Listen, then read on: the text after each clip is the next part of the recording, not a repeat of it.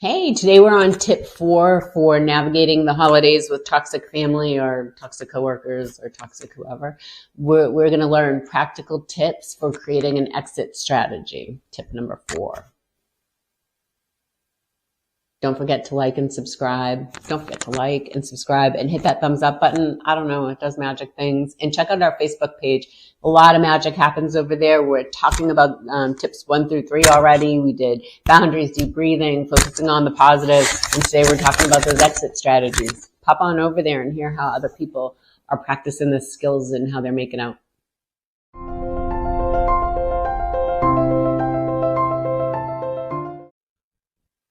Hey, I'm Emily Ross. Thanks for tuning in today. We are talking about creating an exit strategy for uncomfortable holiday situations. So I think a lot of the times in the title or whatever, I'm focusing on toxic family, but there's a lot of toxicity out there. There's toxic workplaces, and you might have to go to a holiday party for that, or there might be toxic people in your friend group or in the extended friend group. So these strategies really do work for any uncomfortable or potentially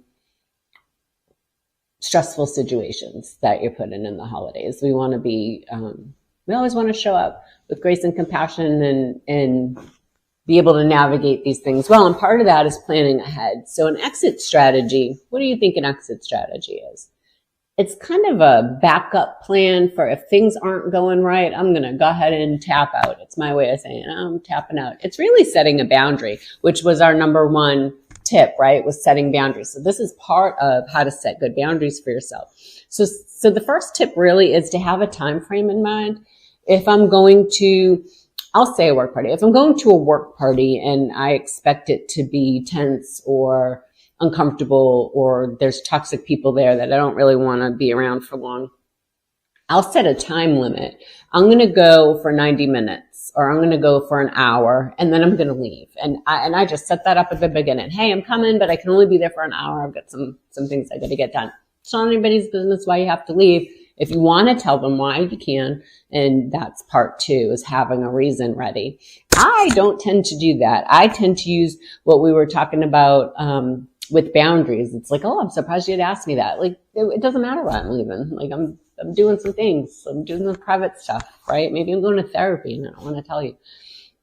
So number 1, set a time limit in advance. And that gets hard if things are going well, right? You're there and you're having fun and it's going better than expected. And we don't want to tap out because we're enjoying it and we're feeling good because it's going well.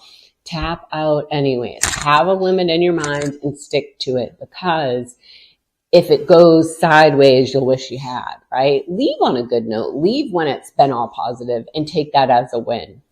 So have a set time in your mind before you go. And it doesn't have to be 90 minutes or an hour. You decide. Have a reason ready if you want to do that. If you want to do that, like I have some other holiday obligations. I need to get my shopping done. I don't advocate for lying. Don't lie. If you say you have something to do, then have something to do. If you just want to leave because you want to leave, just say, hey, I'm practicing self-care or I'm practicing balance in my life. Be honest. You get to be genuine. Nobody deserves for you to disrupt your honesty or your integrity, right? Just tell the truth if you're going to have a reason why.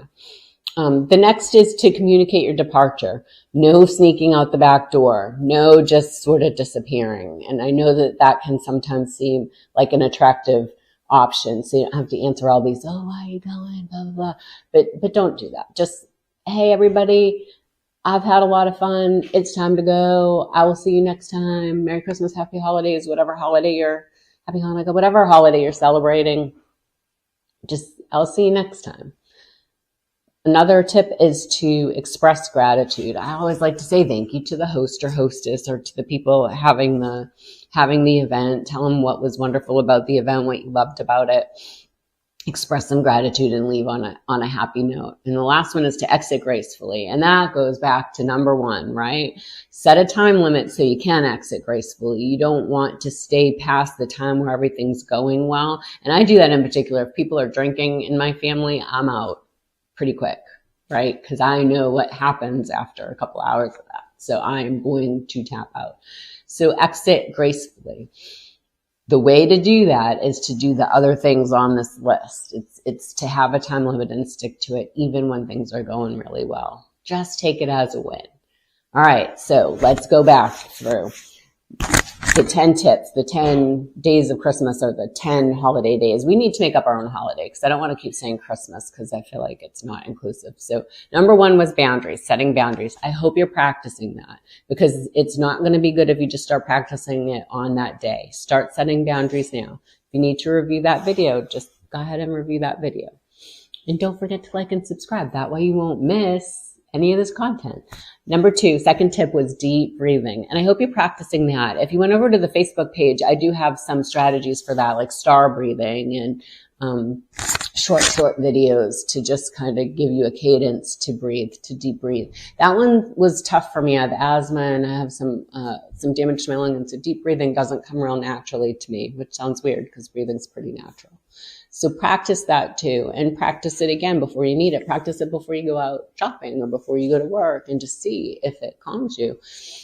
The next one was focus. Number three was focus on the positive. That one was assuming positive intent and those such things. So number four is today, and it's your exit strategy. So let me hear your exit strategy. Bounce it off of me. Put it in the comments. Let's bounce it off each other. Pop over to Facebook and say, hey, this is my exit strategy. What do you think? And we'll tell you. We'll say, oh, that's great, but did you think of this part? Or we'll say, oh, that's phenomenal. Do you mind if I use that too?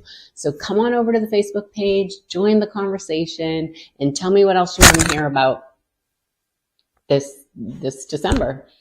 Thanks for tuning in. Like, subscribe, hit the thumbs up. See you on Facebook.